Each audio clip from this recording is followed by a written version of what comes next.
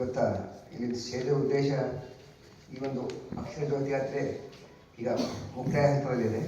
ಇಡೀ ರಾಜ್ಯ ಹಾಗೂ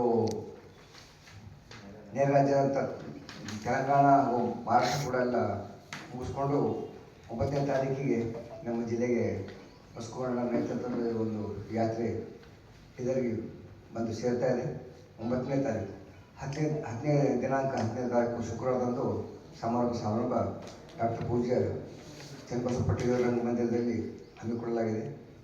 ಹಾಗೂ ಅವತ್ತ ಈ ಕಾರ್ಯಕ್ರಮದ ಸಂಕ್ಷಿಪ್ತವಾಗಿ ಹೇಳಬೇಕಂದ್ರೆ ಮುಂಜಾನೆ ಮೆರವಣಿಗೆ ಇದೆ. ಬಸವೇಶ್ವರ ವೃತ್ತದಿಂದ ಚನ್ನಬಸವ ಪಟ್ಟೇದಾರ್ ರಂಗಮಂದಿರದಲ್ಲಿ ಮೆರವಣಿಗೆ ಆದ ನಂತರ ಸಾರ್ವಜನಿಕ ಕಾರ್ಯಕ್ರಮ ಇದೆ. ಅದರಲ್ಲಿ ಎಲ್ಲ ಜಿಲ್ಲೆಯ ರಾಜಕಾರಣಿಗಳು ಮುಖಂಡರು ಅವರನ್ನು ಕೂಡ ಈ ಒಂದು ಕಾರ್ಯಕ್ರಮ ಆಹ್ವಾನಿಸ್ತಾ ಇದ್ದೀವಿ.